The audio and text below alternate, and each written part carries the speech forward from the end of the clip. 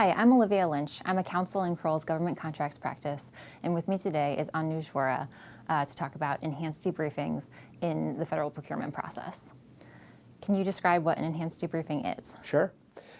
So first, some background. A regular FAR Part 15 debriefing requires an agency to provide an unsuccessful bidder with information about its proposal and the evaluation of it. And that information can be pretty limited. Usually it is not required to be anything more than the awardee's price and technical ratings, and then the unsuccessful bidder's technical ratings to provide a little bit of a comparison of what the unsuccessful bidder proposed and what the awardee received.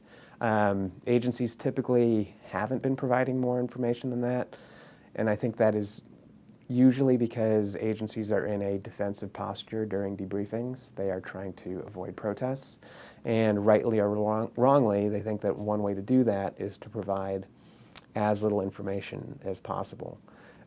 Enhanced debriefings refers to a type of debriefing that certain agencies, typically Air Force and NASA, the most prominent of them, provide to unsuccessful bidders that provide a lot more information during the debriefing. Those will typically include both a full source selection decision document, redacted so it speaks only to the bidder itself, and then the entirety of the bidder's technical evaluation.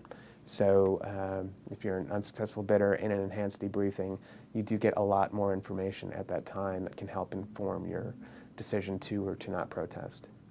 And have there been any recent developments in the use of enhanced debriefings? Yeah, there have been. Following that initial use of enhanced debriefings by NASA and the Air Force last year, the Department of Defense issued a class deviation directing that all DoD components utilize enhanced debriefing procedures in which there's additional information provided during the debriefing, the source selection decision document, the technical evaluation, and then there's an opportunity for a second set of questions that the unsuccessful bidder can provide to DoD.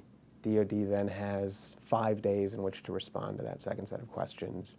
And only at the end of that time, when those responses are received, is your debriefing officially considered closed, and your clock for filing a protest begins to run. The Section 809 panel issued a number of recommendations related to protests. Did any concern the use of enhanced debriefings? Yeah, two significant ones. Last year, the Department of Defense issued a class deviation directing its own enhanced debriefing process, which isn't quite the process I described that Air Force and NASA use. But what it does do is it directs that for all DoD components, the initial debriefing stays open to allow unsuccessful bidders to submit within 2 days additional questions about the procurement process, which the procuring agency then has 5 days to respond to.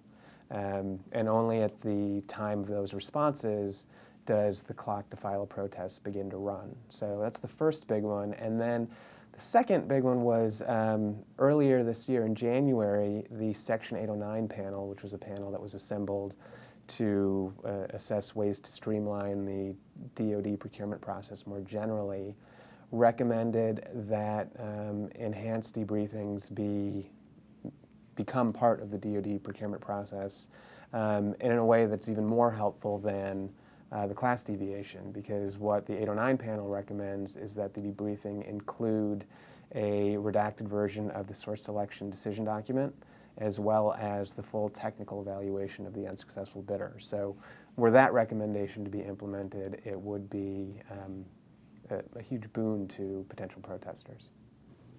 Thank you. You bet, Olivia. Very happy to chat.